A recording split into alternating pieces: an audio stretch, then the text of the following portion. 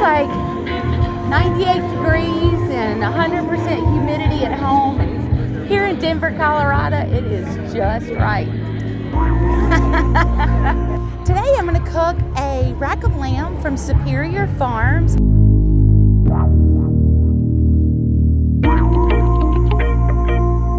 It's got a beautiful fat cap, but we're going to cut that fat cap off. We're going to French out the bones. We're going to rub it down with some of my personal dry rub. It's kind of a lemon, pepper, sort of salty mix. And then on top of that, we're going to add some Garam Masala, just for a little bit of extra spice.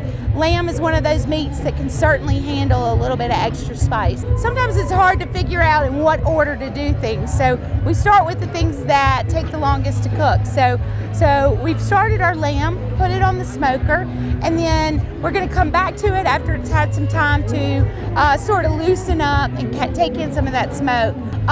Then we're going to put together a little packet, I'm calling it a Boy Scout packet, of green beans with potatoes, and we're going to flavor that with some curry butter.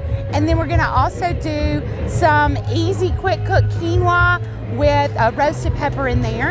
And then we're going to come back after we get that going. We're going to cut between each bone, and we're going to turn those into single lamb lollipops. We're going to go back in and season where we've cut. We're going to add our season it up, and we're going to add our garam masala, and then we're going to finish them on the grill. They're going to cook on one side for a minute, then we're going to flip them over and cook them for a minute and a half, and that's going to come out at pretty close to a perfect medium rare.